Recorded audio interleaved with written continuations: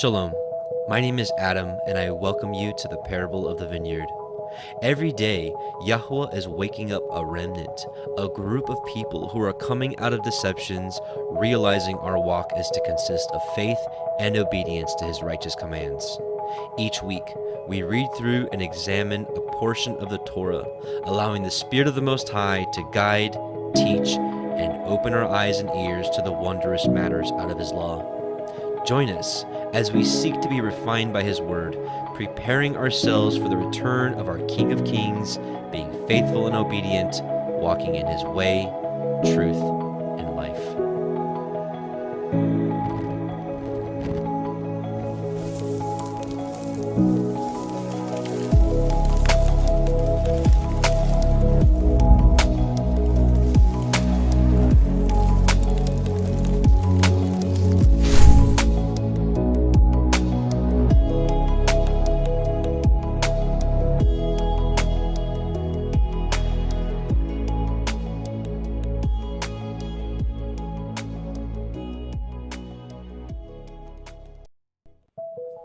Shabbat Shalom and welcome back, brothers and sisters, to the Parable of the Vineyard YouTube live stream Torah portion reading. This is week 15, and it is the Torah portion Bo, which is Exodus 10:1 through 13:16, and we're going to continue to go into the plagues of Egypt, actually the rest of the plagues of Egypt, and the Passover, and yeah, so good stuff. I actually have some really interesting things to talk about when we get to the Passover. So glad you're here with me. And just, as always, sometimes I forget to kind of put this disclaimer out there. When it comes to Torah, a lot of us are so new, myself included, and I am a student of the Torah. I am somebody that wants to learn everything about the Torah. How to keep every part that we possibly can until his return. And so what we do when I go through these is that's really what I want to talk about. And so when it comes to Torah, I don't feel that I'm a teacher. I feel that I'm a student, and that I invite you to study alongside with me. If I had room in my house, I'd invite you all in my house and we just do this in my living room. But this is the next best thing. So I'm in your living room, and I guess in the Ruach, you're in my living room. And so we're just, unfortunately, it's a one-way conversation, but one day we'll be able to, go back and forth. We do at least go back and forth for those that are here locally with our local Shabbat fellowship. Anyways, I don't want to keep going on. So that's just my disclaimer is, again, I'm not your teacher. The Ruach is your teacher. I do believe I am someone that's been called of Yahuah to study his scriptures and to share what I believe he has shown me.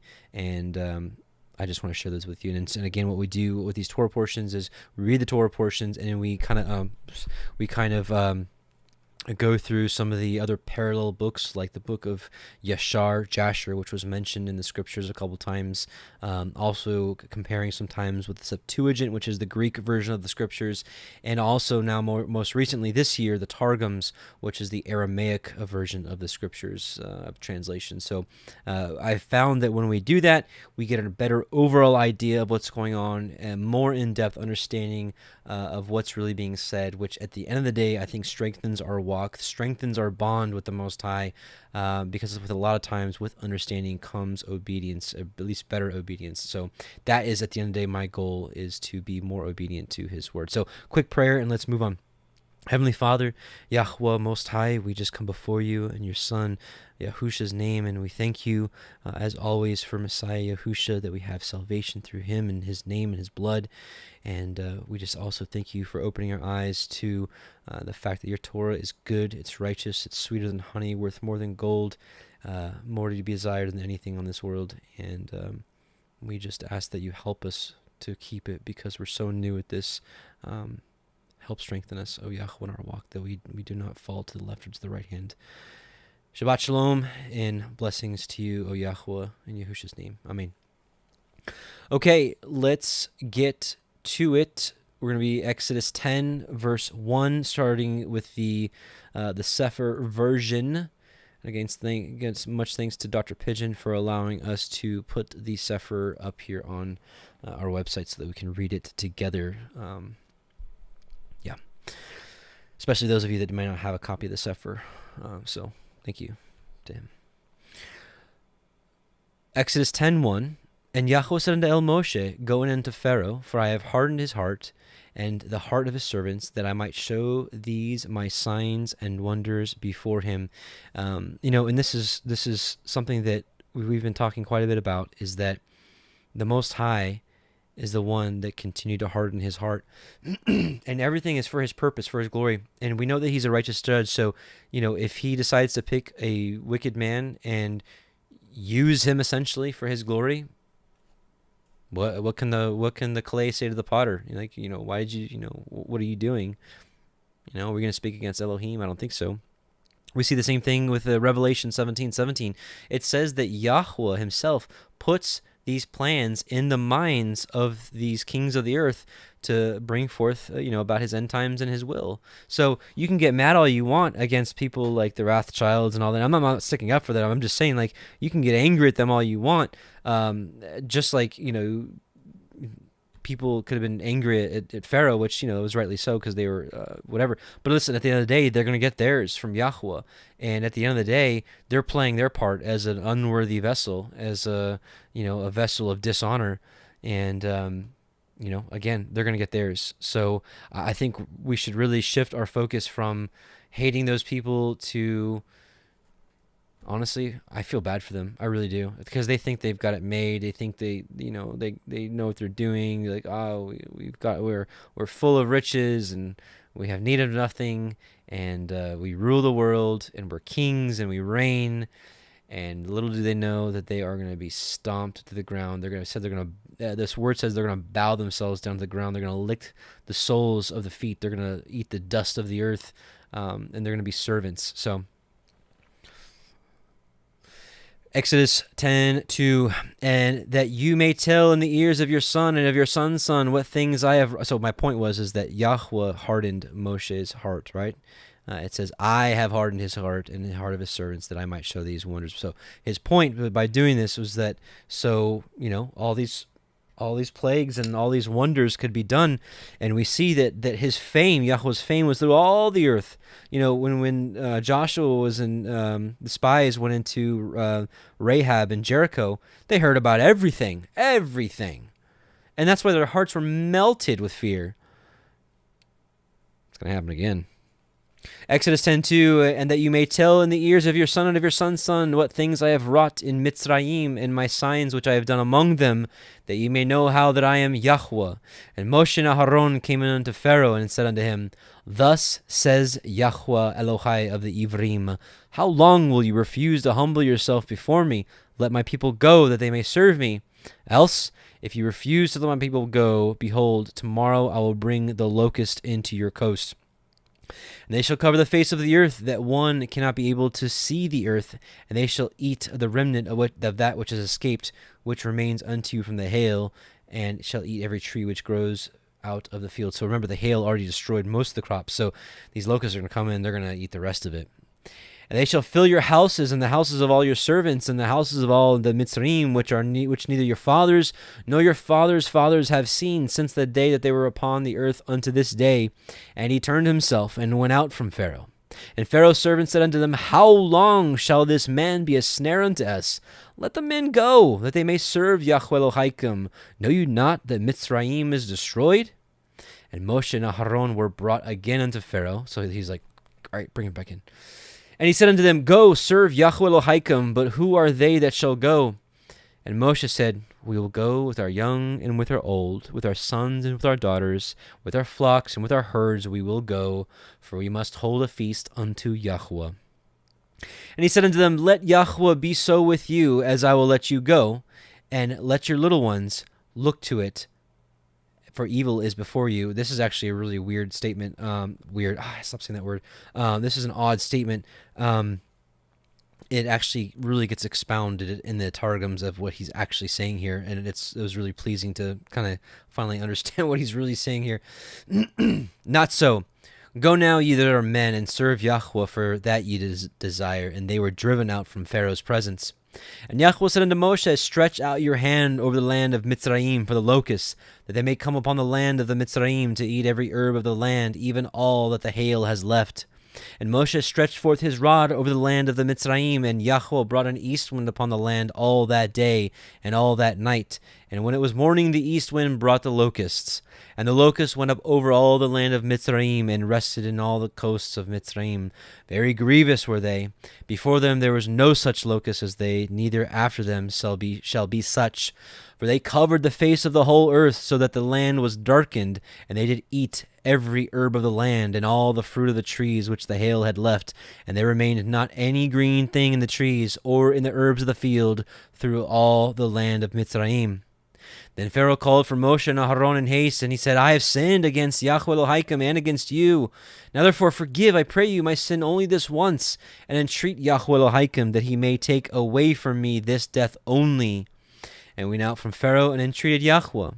And Yahuah turned a mighty strong west wind, which took away the locusts, and cast them into the Red Sea. There remained not one locust in all the coast of Mitzrayim. But Yahuah hardened Pharaoh's heart, so that he would not let the children of Yisrael go. So now let's read Jasher 80, 33 through 35. And Yahuah sent and brought numerous locusts into Egypt, the chasel, the salom, the chargol, the chagol, locusts each of his kind, which devoured all that the hail had left remaining. Then the Egyptians rejoiced at the locusts, right? Listen, because they were hungry, although they consumed the produce of the field, and they caught them in abundance and salted them for food. Remember, locust is a clean food, and I guess in some way, it's tasty. I've never had a locust. John the Baptist was pleased to eat them, and so it seems here that the Egyptians were as well. So they caught them in abundance and salted them. They're like, ha, ha, ha, Yahuah, we're going to eat these things. Thanks for sending them. And then, check it out. And then Yahuah turned a mighty wind of the sea, which took away all the locusts, even those that were salted, and thrust them into the Red Sea. Not one locust remained within the boundaries of Egypt. So Yahuah was like, oh yeah, they're out of here. See ya. Sorry, I can't speak for him. I shouldn't joke around. It's not funny. It's just like, he got them, because they're like, sweet food. And he's like, no. They're gone. Sorry, just trying to have a little fun with this study. All right, and let's keep reading, and then we're going to read a little bit about the darkness, and then okay. Anyways, yeah. So let's keep going. So Exodus 10:21, and Yahuah said unto Moshe, stretch out your hand toward the heavens, that there may be darkness over the land of Mitzrayim, even darkness which may be felt. Have you ever been in a place or a room that dark? There is something about it. And Moshe stretched forth his hand toward the heavens, and there was a thick darkness in all the land of Mitzrayim 3 days. They saw not one another, neither rose any from his place for 3 days, but all the children of Yisrael had light in their dwellings. And Pharaoh called unto Moshe and said, Go ye, serve Yahuah, only let your flocks and your herds be stayed. Let your little ones also go with you. And Moshe said, You must give us also sacrifices and burnt offerings, that we may sacrifice unto Yahuah Elohim. Our cattle also shall go with us. There shall not a hoof be left behind. For thereof must we take to serve Yahuah Elohim, and we know not with what we must serve Yahuah until we come thither. But Yahuah hardened Pharaoh's heart, and he would not let them go. And Pharaoh said unto them, Get you from me, take heed to yourself, see my face no more. For in that day you see my face, you shall die. And Moshe said, You have spoken well. I will see your face again no more. So let's read the Jasher portion, which is 36 through 40 of chapter 80. And Elohim sent darkness upon Egypt, that the whole land of Egypt and Pathros became dark for 3 days, so that a man could not see his hand when he lifted it to his mouth. At that time died many of the people of Yisrael who had rebelled against Yahuah. So this is something we don't get in the canon. So again, at that time died many of the people of Yisrael who had rebelled against Yahuah, who would not hearken to Moshe and Aharon, and believed not in them that Elohim had sent them, and who had said, we will not go forth from Egypt, lest we perish with hunger in a desolate wilderness, and who would not hearken to the voice of Moshe.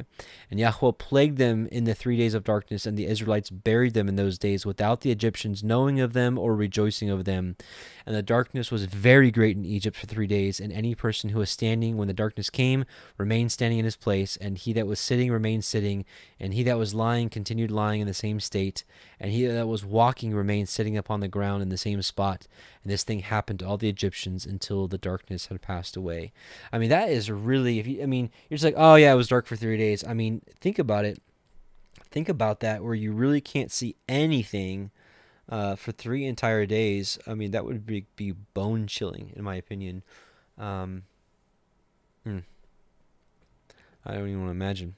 Okay, so now let's switch gears to the Targums. We're going to read a little bit. Let's see. We're going to read the second paragraph here, starting at here. And he said, this is chapter 10. And he said to them, so may the word of Yahuah be a help to you. But how can I release both you and your children? The evil offense is in the look of your faces, right? When he says there's evil before you, right? The evil offense is in the look of your faces. You think to go onward in the way that you would walk till the time that you shall have come to the house of the place of your habitation. So he's basically saying, I know what you're going to up to. You're not going to just leave for a couple days and come back. You're going to go to your habitation in Canaan. It shall be not so as ye devise, but the men only shall go and worship before Yahuah, for that it was which ye demanded. And he drave them out from before the face of Pharaoh. Let's see. So we're going to read also from the 4th paragraph. And Pharaoh made haste and sent certain to call Moshe and Aharon. And he said, I have sinned before Yahuah your Elohim and against you, but now pardon my sin only this once, and pray before Yahuah that he would only remove this death. And he went out from Pharaoh and prayed before Yahuah, and Yahuah turned a wind from the west exceeding strength, and it carried away the locust and bare him to the sea of Suf.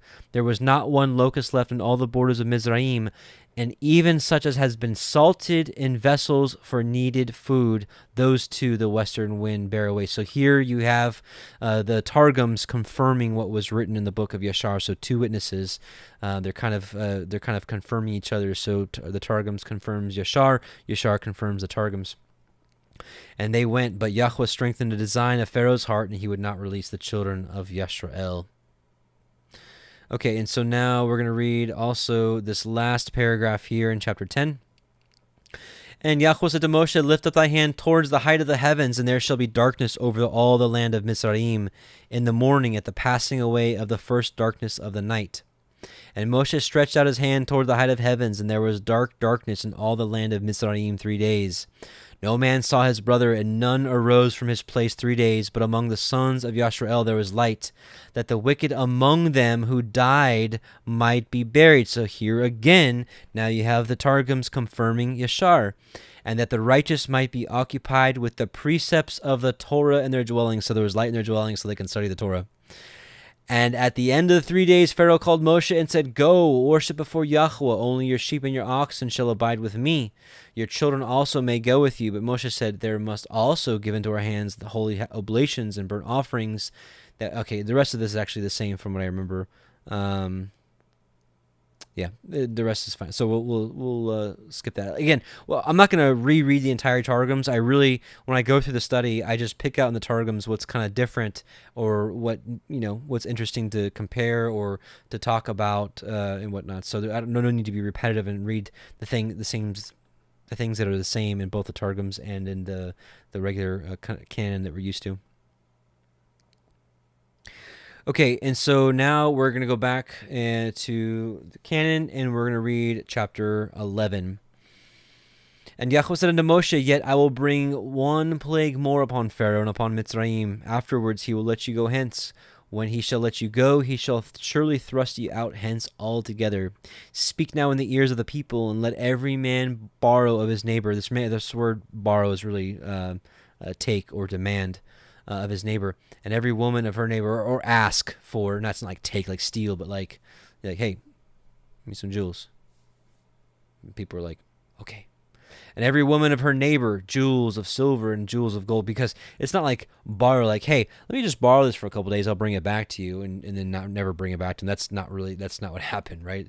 And so the English word borrow, that's what makes us think about, like, oh, like, can I borrow this necklace and I'll bring it back? That's not what they did. And this was also, it was part of prophecy. This is what he promised Abraham. Genesis 15:13-14. He said unto Abram, know as surety that thy seed shall be a stranger in a land that is not theirs, and shall serve them, and they shall afflict them 400 years. Now, it's not just in Egypt 400 years. This is also in the land of Canaan. If you even remember Isaac, when he was dwelling in Gerar, and he was afflicted, and shall be a stranger in a land that is not theirs, and shall serve them. So it's being sojourning, and also being servants. And also that nation whom they shall serve will I judge, and afterward shall they come out with great substance. And this is part of it right here, that every man borrow of his neighbor, or ask, demand. And Yahuah gave the people favor in the sight of Mitzrayim. Moreover, the man Moshe was very great in the land of Mitzrayim, in the sight of Pharaoh's servants, and in the sight of the people. And Moshe said, thus says Yahuah, about midnight will I go out into the midst of Mitzrayim, and all the firstborn in the land of Mitzrayim shall die, from the firstborn of Pharaoh that sits upon his throne, even unto the firstborn of the maidservant that is behind the mill, and the firstborn of beasts. And there shall be a great cry throughout all the land of Mitzrayim, such as there was none like it, nor shall be like it any more. But against any of the children of Yisrael shall not a dog move its tongue against man or beast, that ye may know how that Yahuah puts a difference between Mitzrayim and Yisrael. And all these your servants shall come down unto me, and bow down themselves unto me, saying, get you out, and all the people that follow you, and after that I will go out. And he went out from Pharaoh in a great anger. And Yahuah said unto Moshe, Pharaoh shall not hearken unto you, that my wonders may be multiplied in the land of Mitzrayim. And Moshe and Aharon did all these wonders before Pharaoh, and Yahuah hardened Pharaoh's heart, so that he would not let the children of Yisrael go out of his land. Let's go back to the Targums now. There's nothing in Jasher that's different, really. So we're going to go into Targums, and we're just going to read this first paragraph here in chapter 11. And Yahuah spoke unto Moshe, yet one stroke will I bring upon Pharaoh and upon the Mitzrayim, which shall be greater than all, and afterward he will send you hence. When he releases, there shall be to himself an end. Driving, he will drive you forth from hence. Speak now in the hearing of the people, that every man shall demand from his Mitzrayim friend. So I just, I wanted to read that because it's a little more proper as to the interpretation instead of borrow. It's not a big deal. Again, I want to learn everything about the Torah, so I just want to look at even every word. And every woman of her Mitzrayim friend, vessels of silver and vessels of gold, and Yahuah gave the people favor before the Mitzrayim. And the man Moshe was very great in the land of Mitzrayim before the servants of Pharaoh and before his people. And that's it for chapter 11. Not a whole lot there. Excuse me. I'm going to show you guys that I'm drinking. Someone the other day, when I lean over to drink, I lean over so you don't have to hear me drinking and gulping. Someone thought I was dipping. So I'm going to show you that I'm drinking and not dipping. Some of y'all in the comments sometimes, I just... Okay, Exodus 12. Now we're getting into the Passover, which we're about a little over 2 months away, 2 months and about a week away. At least for the calendar that I'm on. I know we're on different calendars. I can't get wait. I'm excited to be united one day. Exodus 12. And Yahuah spoke unto Moshe and Aharon in the land of Mitzrayim, saying, this month shall be unto you the beginning of months. It shall be the first month of the year to you. So speaking of calendar, again, I'm not teaching you. I just like to share where I'm at with things. A lot of people have kind of jumped over to certain calendars, ones that don't use the moon for the months. I still use the moon for the month. Here's a passage from Sirach 43:68. This was canonized. It was in the 1611 KJV. Chapter 43, 6 through 8. He made the moon also to serve in its season, to mark the times, and to be an everlasting sign. And we know the season is Moedim, and we know even in Genesis 1:14, he says he gave the sun and the moon, they should be for signs and for Moedim. It didn't say just the sun, it said the sun and the moon. To mark the times and to be an everlasting sign. From the moon comes the sign for the feast days. How do you get the feast days? Unless the moon marks the months. A light that wanes when it has reached the full. The month is named for the moon, increasing marvelously in its phases, an instrument in the host of heaven a host on high, shining forth in the firmament of heaven. So that's just a little passage of why I still use the moon for the month. This is Enoch 50, 60, 74. And I saw another course, a law for her. And according to the law, she performs her monthly, this is talking about the moon, performs her monthly revolution. And all these Uriel, the holy angel who was the leader of them all, showed me their positions. I wrote down their positions as he showed me, and I wrote down their months. This is talking about the moon. As they were, and the appearance of their lights, till 15 days were accomplished, right, when the moon is full. In single seventh parts she accomplishes all her light in the east, and in single seventh parts she accomplishes all her darkness in the west. So it also shows you that the phase of the moon is getting brighter until it's full, and then weaker until it's empty. Not full moon starting the month, as some would say. And in certain months she alters, right, the moon. Certain months she alters her settings, and in certain months she pursues her own peculiar course. In 2 months the moon sets with the sun. In those 2 middle portals, the third and the fourth, she goes forth for 7 days. Okay, and we don't need to really read the rest. But I would want to read this, though. And thus I saw their position, how the moons rose and the sun set in those days. And if 5 years are added together, the sun has an overplus of 30 days. And all the days which accrue to it for one of those 5 years, when they are full, amount to 364 days. And the overplus of the sun and of the stars amount to 6 days in 5 years, and 6 days every year come to 30 days. And now here's where the moon, this is where people get tripped up. And the moon falls behind the sun and the stars to the number of 30 days. And the sun and the stars bring all the years exactly, so that they do not advance or delay their position by a single day into eternity. There we go. Here we go. For the moon alone in the days amount 3 years, 1,062 days, and in 5 years she falls 50 days behind, to be added 1,062 days. And in 5 years there are 1,770 days, so that for the moon, the days in 8 years amount to 2,832 days. For in 8 years she falls by amount of 80 days. So the moon has a 354-day course, and so that is why we account for it, the 10 days. So it's not quite every 3 years. I'm working on a calendar to show you kind of, it's like, but it's roughly every 3 years, a 13th month is added, and it's the only way to account for it that I understand at this point. And so chapter 50, 60, 77. Actually, let's just we'll do a calendar study another time. We don't need to go through this in the Torah portion. I just wanted to share with you why this month shall be to the beginning of the months, and how we count months, because really it's part of Torah. But I don't want to get too deep into this. I am going to do a calendar study and why I am where I am, because people ask me all the time. I'm not contentious about the calendar. I'm really not. Some of my best friends are on the Zadok calendar that don't use the moon at all. They use it for to count Jubilee cycles or something, but they use the moon for everything. And I just wanted to explain my position, why I don't agree with that. But, if people can look at the word of Elohim, and some could say that we're to keep the Torah, and some say we're not, and some could say that, Messiah was true or he's not true, certainly we can still look at the same script. We'll be bound to look at the same scriptures and come up with a different calendar. So, again, I'm not contentious about it, but like I said, I feel led to share what I believe Yah has shown me, and if I'm wrong, pray for me that he may open my eyes and show me the truth. But until then, I'm going to do as he has called and showed me to do. Exodus 12:3, Speak ye unto the assembly of Yisrael, saying, In the 10th day of this month they shall take to them every man a lamb according to the house of their fathers, a lamb for a house. And if the household be too little for the lamb, let him and his neighbor next unto his house take it according to the number of the souls. Every man according to his eating shall you make your count for the lamb.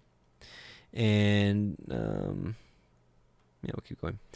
Your lamb shall be without blemish, a male of the first year. You shall take it out from the sheep or from the goats, and ye shall keep it unto the 14th day of the same month. And the whole multitude of the assembly of Yisrael shall kill it in the evening. And they shall take of the blood and strike it on the 2 side posts and on the upper door posts of the houses wherein they shall eat it. And they shall eat the flesh in that night, roast with fire and matzah, unleavened bread. So this is the beginning. So nighttime is the beginning of the 7 days of unleavened bread. And with bitter herbs they shall eat it. Eat not of it raw, nor sodden it all with water, but roast with fire his head with his legs, and with the purtenance thereof. And ye shall let nothing of it remain until the morning, and that which remains of it till the morning ye shall burn with fire. And thus ye shall eat it with your loins girded, and your shoes on your feet, and your staff in your hand, and ye shall eat it in haste. It is Yahuah's Pesach. Let's see. Okay. So here we go. I want to read this real quick. So, and it says here in verse 6, and ye shall keep it until the 14th day of the same month. The whole multitude of the assembly of Yisrael shall kill it in the evening. So let's talk about how this actually works. Because some people can get confused, essentially the meal of the Passover starts also the week of unleavened bread. And so this can get confusing on exactly days. And here, I'm going to probably offend some more people. I don't mean to. I just feel led to talk about what I believe he has shown me. So here is a passage. I'm going to read from Jubilees 49, verse 1. Remember the commandment which Yahuah commanded thee concerning the Passover, that thou shouldest celebrate it in its season on the 14th of the first month. Now listen, and this is what we're talking about here. We're talking about the 14th day of the month. The whole multitude of the assembly shall kill it, right, in the evening. Now listen here. Jubilees expounds. That thou shouldst celebrate in its season on the 14th of the first month, that thou shouldst kill it before it is evening, and that they should eat it by night on the evening of the 15th from the time of the setting sun. So for those of people that, for people that question, when does a day start? When is the Sabbath? Is it evening to evening? Is it morning to morning? I think Jubilees just kind of bust that wide open for us and told us exactly when the day changes. So listen, we know that by no way, shape, or form would somebody kill the Passover on the 14th and then wait an entire day and an entire 24 hours later to eat it, right? So listen, this is what Jubilees is saying, is that you kill it on the sunset of the 14th, and when the day changes over at night on the 15th is when you eat the Passover. Bear with me. Let's read it one more time. So just keep this in mind.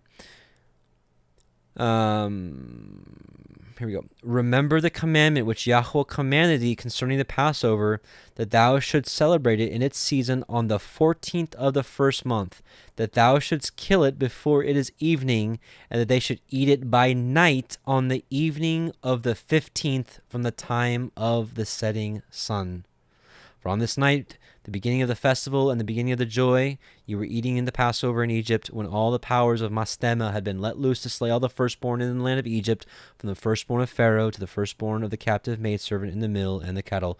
And I am going to do a much more in-depth study of evening to evening or morning to morning. I love a lot of you. You all have sent me a lot of morning to morning stuff, trying to share this with me. But I just don't see it that way. And I think this passage in Jubilees really, again, just kind of busts it wide open. It tells you right here, right, that you're eating it on the evening of the 15th. So that shows you that when the sun sets, then the next day starts. And we're talking about there's really some concepts that we don't understand. There's a difference between evening, right? There's a difference between the word evening and the word night. So just for example, do it yourself. Google evening, and this is what you're going to get. You're going to get the setting sun, the setting sun, the setting sun, the setting sun, setting sun, the sunset, the setting sun, right? Almost every single picture, look, the sun is setting, evening, right before night starts, evening. And that's the same concept that gets people tripped up about the Day of Atonement, where it says you celebrate it on the evening of the 9th. So right before the sun sets, you celebrate from the evening of the 9th to the evening of the 10th. And in doing so, you celebrate it during the entire time of the 10th, because you celebrate it at nighttime. It starts the 10th all the way until the evening of the 10th, so the entire day of the 10th. So this is, I just literally searched right here, evening. That's it. That's all I searched. Now, same thing. Search night. This is what you get. Two different things. So that's exactly what's going on here. Evening into night is the changing of the day, according to the book of Jubilees, which you may not accept as canon, and that's fine. Again, I'm just sharing with you, and you can take these things and test them for yourselves. All right, we're going to keep reading. So we are here, verse 10. And ye shall let nothing of it remain until the morning, and that which remains of it till the morning ye shall burn with fire. So again, if, so we'll just keep going. I'm not going to beat a dead horse. And thus shall ye eat it, with your loins girded, and your shoes on your feet, and your staff in your hand, and ye shall eat it in haste. It is Yahuah's Pesach. For I will pass through the land of Mitzrayim this night, and I will smite all the firstborn in the land of Mitzrayim, both man and beast, and against all the Elohai of Mitzrayim I will execute judgment. I am Yahuah. And the blood shall be for you a mark upon the houses wherein ye are, and when I see the blood I will pass over you, and the plague shall not be upon you to destroy you. And when I smite the land of Mitzrayim, and this day shall be unto you for a memorial, and ye shall keep it a feast to Yahuah throughout your generations. Ye shall keep it a feast by an ordinance forever. 7 days shall ye eat matzah, and the first day ye shall put away leaven out of your houses. For whosoever eats chametz, leavened bread, from the first day until the 7th day, that soul shall be cut off from Yisrael. And in the first day there shall be a holy assembly, and in the 7th day there shall be a holy assembly to you. No manner of work shall be done in them, save that which every man must eat, only that may be done of you. And this is, I believe, the same thing that applies to the Sabbath. No work, but except for what you need to do to eat. And ye shall guard the feast of matzah, for in the selfsame day I have brought your armies out of the land of Mitzrayim. Therefore shall ye guard this day in your generations by an ordinance forever. In the first month, on the 14th day of the month, at evening shall ye eat matzah until the 21st day of the month at evening. So, okay, we won't do no calendar stuff, but this is telling you the same thing, because the feast is 7 days long. 7 days shall there be no chametz found in your houses, because the 14th day of the month at evening, right, when they sit down, they kill the Passover, and then they eat at the nighttime on the 15th. That's the first day until the 20th day.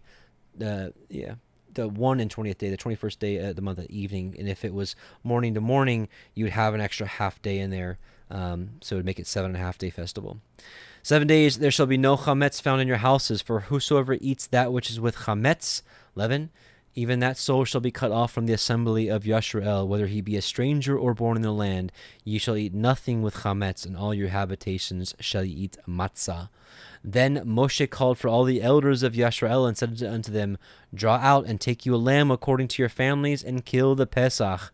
And ye shall take a bunch of hyssop, and dip it in the blood that is in the basin, and strike the lintel and the 2 side posts with the blood that is in the basin. And none of you shall go out at the door of his house until the morning.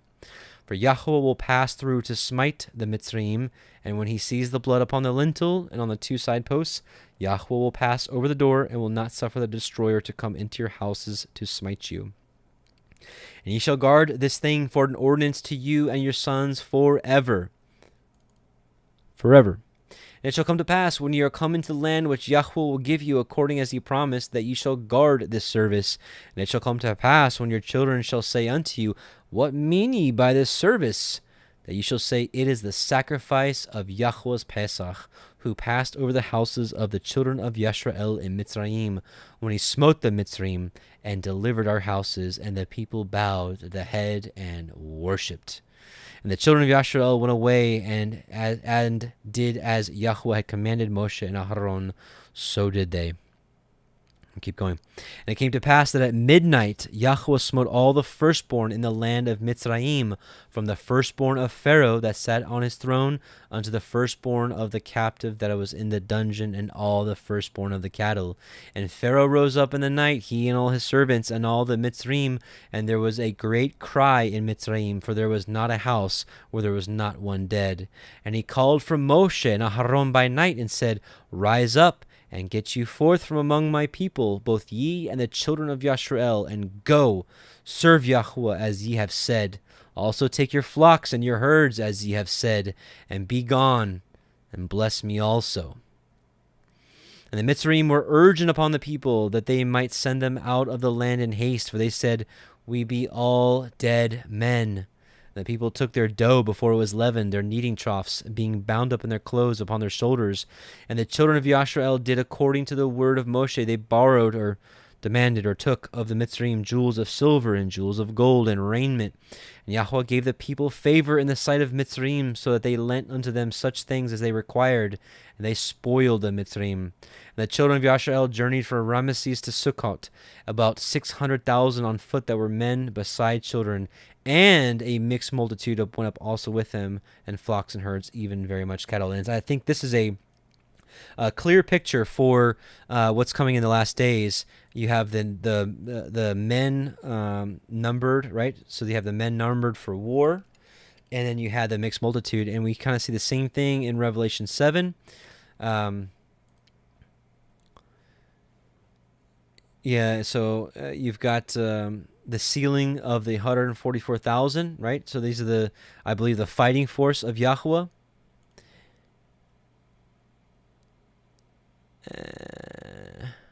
I'm sorry. So you have the 12,000 times the 12 tribes of 12,000 each. And it says, and after this, which if you look at the Greek word here, it means accompaniment. So with this I beheld, and lo, a great multitude, which no man can number, of all nations, kindreds, and people, and tongues, stood before the throne, and before the Lamb, clothed with white robes and palms in their hands. So I believe it's a picture of the end times, when the army, 144,000, will be numbered, and the great multitude will come with them as well and go into safety. Verse 39, and they baked matzah cakes of dough, which they brought forth out of Mitzrayim, for it was not leavened, because they were thrust out of Mitzrayim, and could not tarry, neither had they prepared for themselves any victual. Now the sojourning of the children of Yisrael, who dwelt in the land of Mitzrayim, and in the land of Canaan, they and their fathers, was 430 years. It came to pass at the end of the 430 years, even the selfsame day came to pass, that all the hosts of Yahuah went out from the land of Mitzrayim. It is a night to be much observed unto Yahuah for bringing them out from the land of Mitzrayim. This is that night of Yahuah to be observed of all the children of Yisrael in their generations. So forever. And just to give you an idea that the next one that's coming is going to be even bigger. Jeremiah 23:7-8. Therefore, behold, the days come, saith Yahuah, that they shall no more say, Yahuah liveth, which brought up the children of Yisrael out of the land of Egypt, but Yahuah liveth, which brought up and which led the seed of the house of Yisrael out of the north country, and from all the countries whither I have driven them, and they shall dwell in their own land. So it's going to be even bigger this next time. And Yahuah said unto Moshe and Aharon, this is the ordinance of the Pesach, the Passover. There shall no stranger eat thereof, right? So no one that's not part of the congregation. But every man's servant that is bought for money, when you have circumcised him, then he shall eat thereof. A foreigner and a hired servant shall not eat thereof.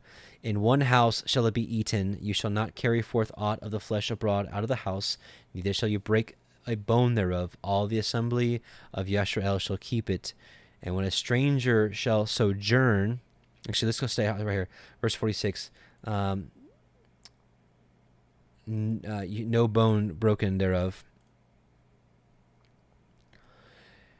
Psalm 34:20-22. He keepeth all his bones, not one of them is broken. Evil shall slay the wicked, and they that hate the righteous shall be desolate. Yahuah redeemed the soul of his servants, and none of them that trust in him shall be desolate. So we know that this is a prophecy of Messiah Yahusha. And here it came to pass, John 19:30-37, when Yahusha therefore had received the vinegar, he said, it is finished. And he bowed his head and gave up the ghost. The Yehudim, therefore, because it was the preparation that the body should not remain upon the cross on the Sabbath day, for that Sabbath day was an high day, besought Pilate that their legs might be broken, and that they might be taken away. Then came the soldiers, then brake the legs of the first and of the other which was crucified with him. But when they came to Yahusha and saw that he was dead already, they brake not his legs. But one of the soldiers with a spear pierced his side, and forthwith there came out blood and water. And he that saw it bare record, and his record is true, and he knoweth that he saith is true, that ye might believe. These things were done, that the scripture should be fulfilled, a bone of him shall not be broken. And again another scripture saith, they look on him whom they have pierced. So praise Yah. Praise Yah for our reconciliation through what Messiah Yahusha has done. And when a stranger shall sojourn with you, and will keep the Pesach to Yahuah, let all his males be circumcised.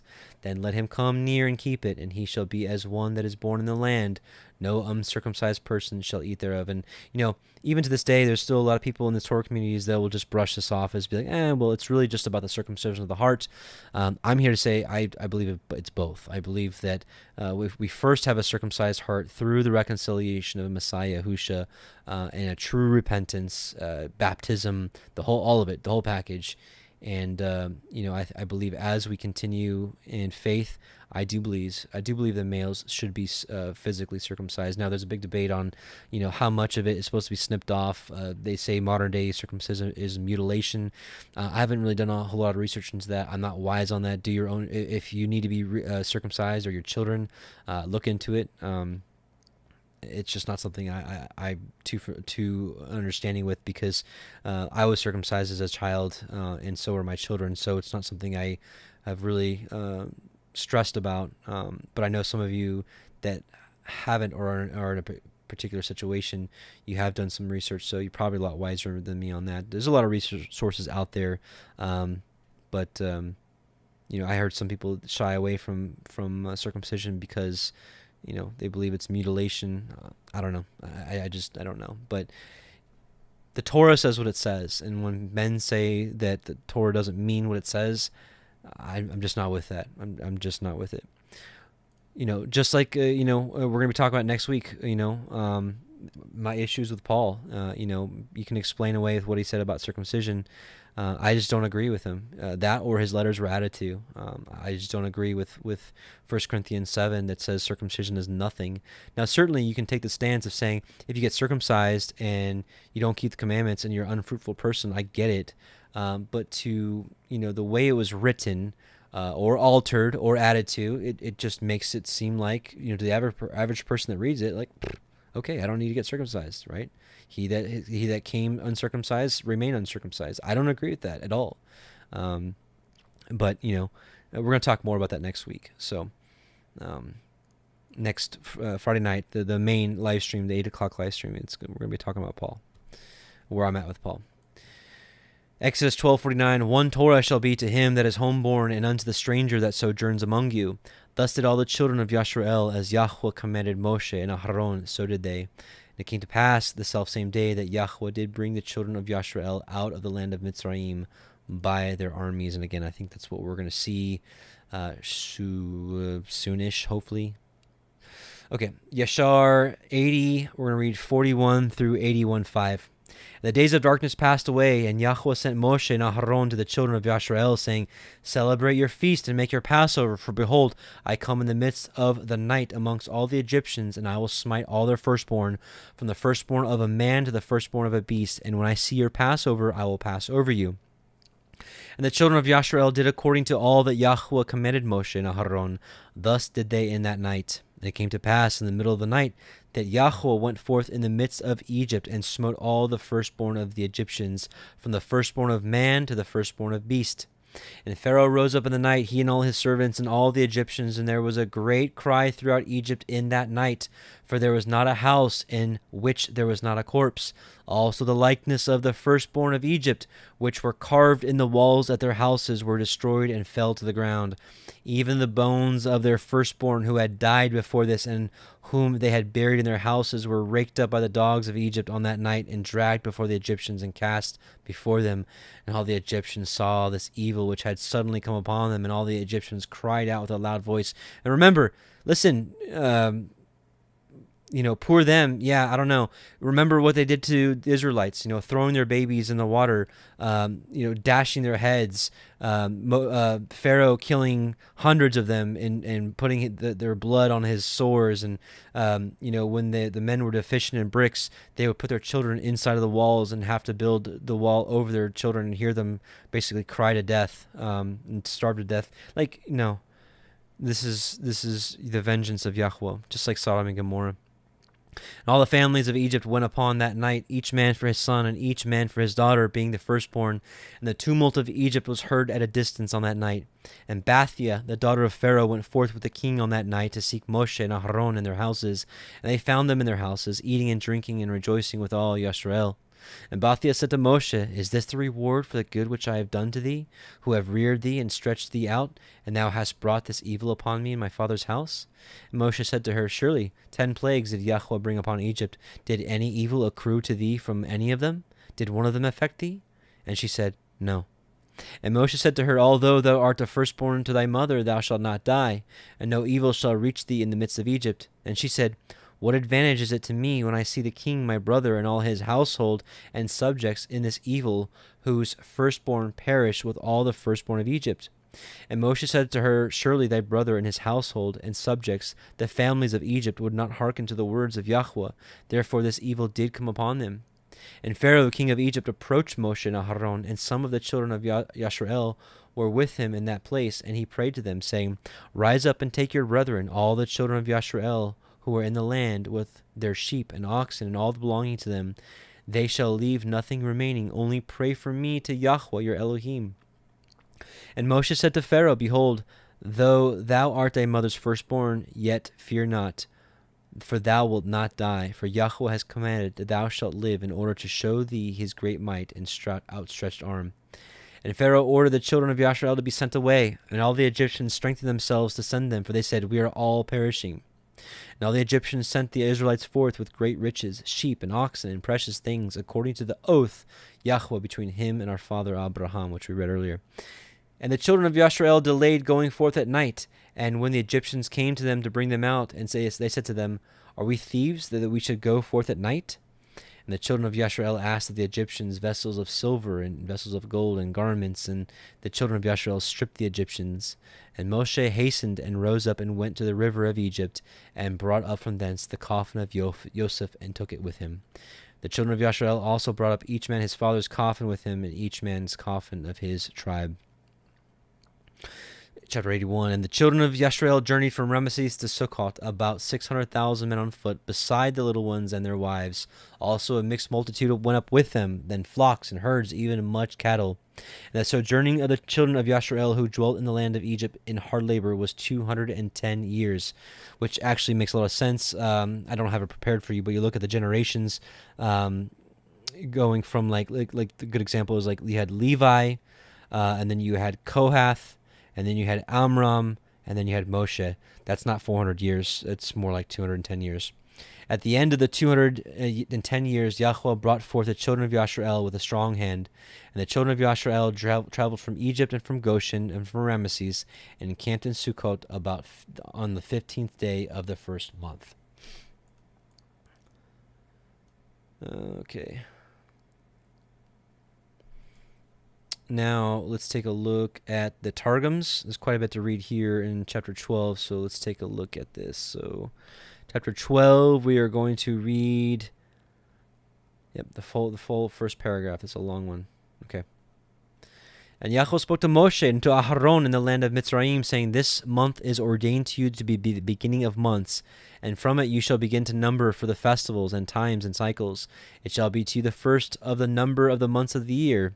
Speak to all the congregation of the children of Yisrael, saying, In the 10th of this month, whose time is appointed for this time, this occasion, and not for coming generations. So they're saying that on this one, that on the 10th day bringing out the lamb thing was just for the first occasion.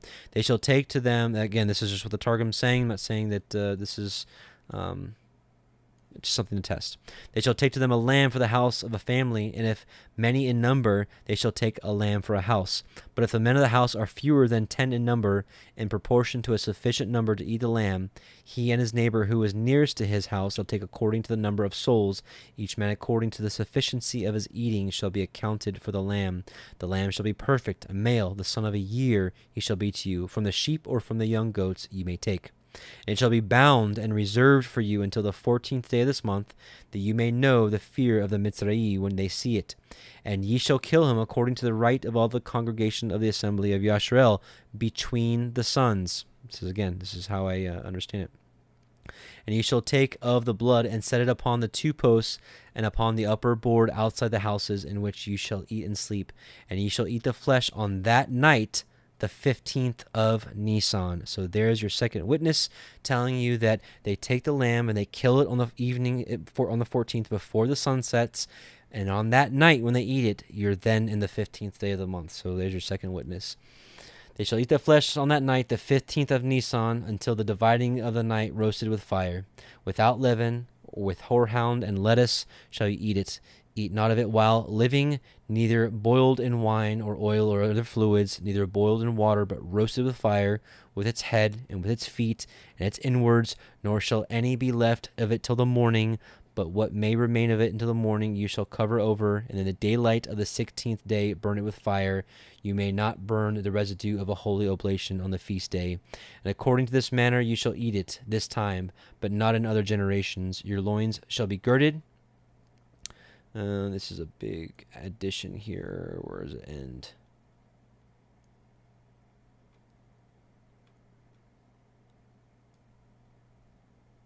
Okay. Anyways, I think that's all I wanted to read on that one anyways. So we're going to read that. So that was the first. So we're going to read the 4th paragraph. 1, it says 2, 3, 4. And it was in the dividing of the night of the 15th that the word of Yahuah slew all the firstborn in the land of Mitzrayim. So here again is your witness showing you that the Passover was killed near sunset on the 14th, and on the 15th is the night they ate the Passover, and the same 15th at night is the 15th right here is when the word of Yahuah slew all the firstborn in the land of Mitzrayim, from the firstborn son of Pharaoh, who would have sat upon the throne of his kingdom, unto the firstborn sons of the kings who were captives in the dungeons as hostages under Pharaoh's hand, and who, for having rejoiced at the servitude of Yisrael, were punished, as the Mitzri and all the firstborn of the cattle did the work of the Mitzri, died also. And the 5th paragraph, and Pharaoh rose up at that night, and all the rest of his servants, and all the rest of the Mitzri, and there was a great cry, because there was no house of the Mitzri where the firstborn was not dead. And the border of the land of Mitzrayim extended 400 farsi, but the land of Goshen, where Moshe and the sons of Israel were, was in the midst of the land of Mitzrayim, and the royal palace of Pharaoh was at the entrance of the land of Mitzrayim. But when he cried to Moshe and to Aharon in the night of the Passover, his voice was heard unto the land of Goshen, Pharaoh crying with a voice of woe, and saying thus, Arise, go forth from among my people, both you and the sons of Yisrael, go, and worship before Yahuah as you have said. Your sheep also take, and whatever of mine you have spoken about, and go, and nothing ask I of you, except that you pray for me, that I may not die. When Moshe and Aharon and the sons of Yisrael heard the voice of Pharaoh's weeping, they were not mindful, until he came himself and all his servants and all the Mizrahi, and urged all the people of the house of Yisrael, that they might hasten to send them forth from the land. For they said, if they prolong here 1 more hour, behold, we are all dead. So that's the 6th, 7th, and 8th. And the days of the dwelling of the sons of Yisrael in Mitzrayim were 30 weeks of years, 30 times 7 years, which is the sum of 210 years. So again, it's confirming Yashar. But the number of the 430 years has passed away since Yahuah spake to Abraham in the hour that he spake with him on the 15th of Nisan between the divided parts, until the day that he went out of Mitzrayim. And it was at the end of 30 years from the making of this covenant that Yitzchak was born, and thence until they went out of Mitzrayim 400 years. On the selfsame day it was all the hosts of Yahuah went forth made free from the land of Mitzrayim. This is interesting. 4 nights are there written in the book of the memorials before Yahuah of the world. night, the first, when he was revealed in the creating of the world, the second, when he was revealed to Abraham, the third, when he was revealed in Mizraim, his hand killing all the firstborn of Mizraim, and his right hand saving the firstborn of Yashrael, the fourth, when he will yet be revealed to liberate the people of the house of Yashrael from among the nations. And all these are called nights to be observed, for so explained Moshe, and said thereof, it is to be observed on account of the liberation which is from Yahuah to lead forth the people of the sons of Yashrael from the land of Mizraim. This is that night of preservation from the destroying of the angel for all the sons of Yashrael who were in Mizraim, and redemption of their generations from their captivity. And, okay, so now we're going to finish up chapter 13. We're going to read till verse 16, and we'll finish up. And Yahuah spoke unto Moshe, saying, Sanctify unto me all the firstborn, whatsoever opens the womb among the children of Yashrael, both of man and of beast. It is mine. And Moshe said unto the people, Remember this day in which ye came out from Mitzrayim, out of the house of bondage, for by strength of hand Yahuah brought you out from this place. There shall no chametz, leavened bread, be eaten. This day ye came out in the month Aviv. And it shall be, when Yahuah shall bring you into the land of Canaanim, of the Canaanim, and of the Chittim, and the Amorim, and the Chivim, and the Yebusim, which he swore unto your fathers to give you, a land flowing with milk and honey, that ye shall keep this service in this month. 7 days you shall eat matzah, and the 7th day it shall be a feast to Yahuah. Matzah shall be eaten 7 days, and there shall no chametz be seen with you, neither shall there be leaven seen with you in all your quarters. And ye shall show your son in that day, saying, This is done because of that which Yahuah did unto me when I came forth out of Mitzrayim. And it shall be for a sign unto you upon your hand, and for a memorial between your eyes. And this is just like we see in Deuteronomy, where the commandments, the keeping of the commandments, are as a sign upon your forehead and upon your hand, the very opposite, in a good way, of the mark of the beast. We know the mark of the beast is there's a mark upon the hand or the forehead, and here this is saying the Passover is also a sign upon your hand and your forehead. Now look, when you celebrate the Passover, there is there's like a reward. Listen, so the Passover, it shall be for a sign upon the Passover and the week of unleavened bread. It shall be for a sign unto you upon your hand, and for a memorial between your eyes, that that Yahuah's Torah may be in your mouth. So the reward is that he'll put the Torah in your mouth. For with a strong, how many of us, after our first time we celebrated our first Passover, the Torah just started coming to us. For with a strong hand has Yahuah brought you out of Mitzrayim. You shall therefore guard this ordinance in his appointed time from year to year. And it shall be, when Yahuah shall bring you into the land of the Canaanim, as he swore unto you and to your fathers, and shall give it to you, that you shall set apart unto Yahuah all that open the womb, and every firstling that comes of a beast which you have, the males shall be Yahuah's. And every firstling of an ass you shall redeem with a lamb, and if you will not redeem it, then you shall break its neck. And all the firstborn of men among your children shall ye redeem. And it shall be, when your son asks of you in time, saying, What is this? That you shall say unto him, By strength of hand Yahuah brought us out from Mitzrayim, from the house of bondage.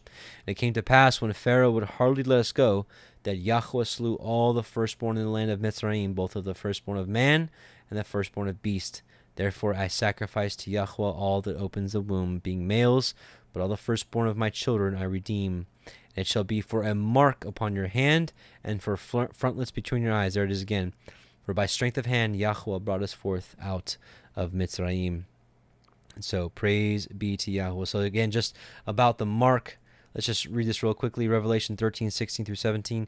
And he causeth all, both small and great, rich and poor, free and bond, to receive a mark in their right hand or in their foreheads, and that no man might buy or sell. It's interesting that Proverbs 23:23 says, Buy the truth and sell it not, save he that had the mark or the name of the beast or the number of his name. Now Deuteronomy 6. Let's see. And these words which I command you this day shall be in your heart, and you shall teach them diligently unto your children, and shall talk of them when you sit in your house, and when you walk by the way, and when you lie down, and when you rise up. And you shall bind them for a sign upon your hand, and they shall be as frontlets between your eyes. And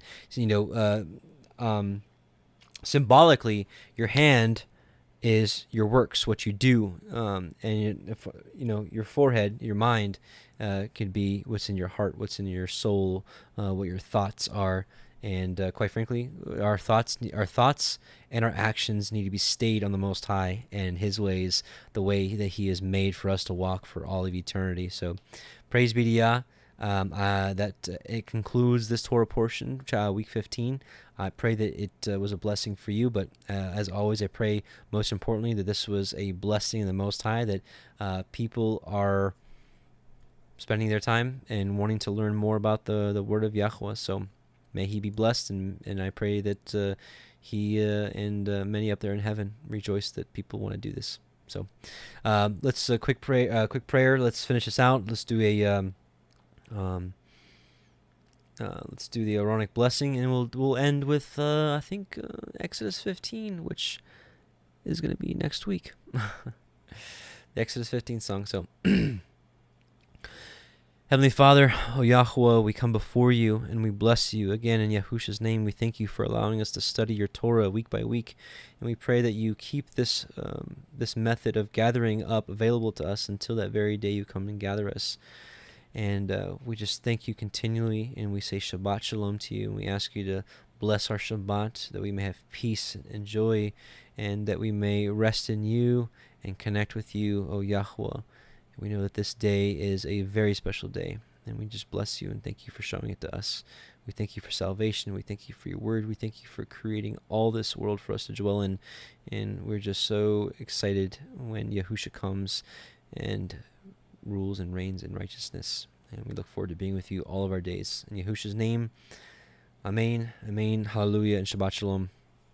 So, Yevarecha Yahuah Veyish Merecha Ya'er Yahuah Panav Elecha Vechuneka Yisa Yahuah Panav Elecha Veyasem Lecha Shalom. Yahuah bless you and keep you. Yahuah make his face shine upon you and be gracious unto you. Yahuah lift up his countenance upon you and give you peace, give you shalom. So praise be to Yahuah, and Shabbat Shalom, brothers and sisters. Hope you enjoy your Shabbat.